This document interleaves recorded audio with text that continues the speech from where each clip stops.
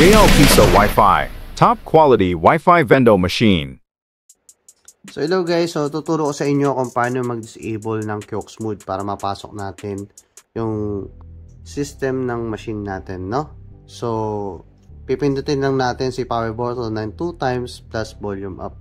So punta tayo doon sa likod ng machine natin. Buksan lang natin. So ayan, kung makikita nyo, nandito yung power button and then nandito yung volume up. So kabilaan dulo lang yan. So click lang natin si power button ng 2 times plus volume up. So 1, 2, volume up. Then makikita natin sa harapan ng machine natin na magiging ganito na siya. So naka-disable Kiox mode na siya. So after disable Kiox mode, so makikita natin na ganito na yung screen. Sa inyo lalabas unconfirm yung nakalagay, no? So after disable Kiox mode, lalabas po yung recent transaction. So ito po yung buburahin natin, no? So paano siya burahin? Click nyo lang po. Kung mapapasin nyo sa akin sending field, pero sa inyo po nakalagay na unconfirmed. So burahin lang po natin yung mga unconfirmed transaction. So click lang natin. So pag nag-highlights na siya ng ganyan, nag-block na siya, may delete po dito sa baba. Delete nyo lang. Yes. Then, for example, ito rin, ganun din. Yes lang din natin. Yung mga unconfirmed lang. So, paano natin ulit mapapagana si machine? So, kaya nagda-down yung dalawang shortcode natin, yung isa para sa Globe, yung isa para Smart. So, may dalawang way para mapagana natin si machine. Pwede pa rin naman offline, kaso loloadan natin yung number ni machine ng unlimited text. Pwedeng 2 days, 1 day, no? Usually, yung shortcode naman, pag nag-maintenance, mga 1 to 2 days lang naman yan. So, para mapagana pa rin natin si machine, pwede natin siya magamit online. Loloadan natin yung number ni machine na unlimited text. So, saan natin makikita yung number ni machine? No? Pwedeng yung tape, yung white tape, yun po kasi yung number ni machine. Pero kung natapon nyo na, click nyo lang po yung tatlong dot sa taas, sa right side.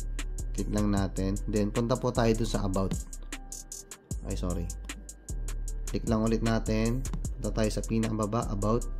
So, makikita po dito yung number ni machine. Ayan po yung number ni machine. So, loadan lang natin yan ng unlimited text 1 or 2 days. No? Depende po sa inyo.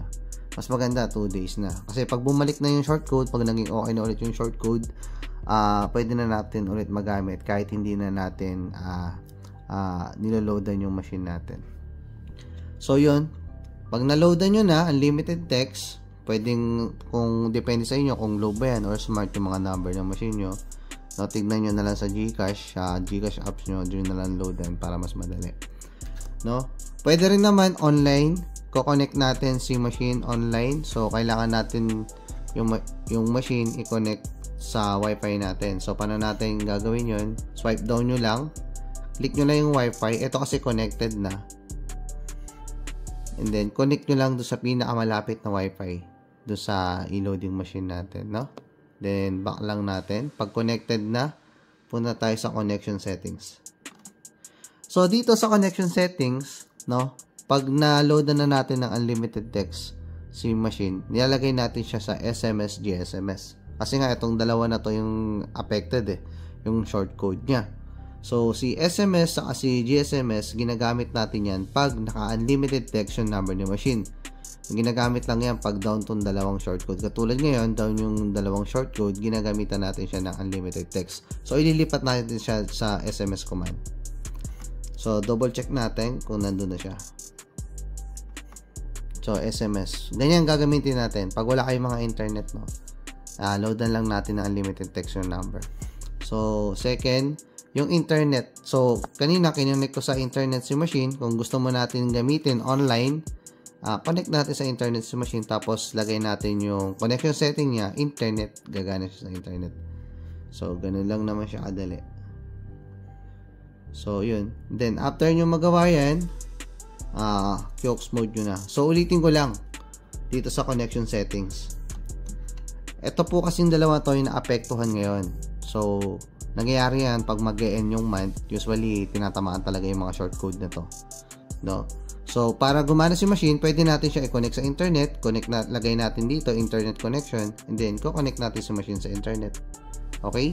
Kung wala naman kayong internet doon sa pinaglagyan nyo, SMS command yung gagamitin natin. Loloadan natin yung mismong number ng machine ng unlimited text para gumana pa rin siya ng offline. No? Pag naging okay na ulit yung dalawang shortcode, pwede na natin siyang ibalik. No? Pag explain ko lang about sa shortcode, no? Pag Globe or TM yung SIM card, ginagamit natin yung SMS Globe shortcode. No? Pag Smart naman sa talk and text, ginagamitan po natin ng SMS Globe shortcode to. So, huwag kayong malilito. So, after nyon, mabago na natin. QX mode na natin ulit. Then, pwede nyo na po i-try. Maraming salamat. JL Pisa Wi-Fi, top quality Wi-Fi vendor machine.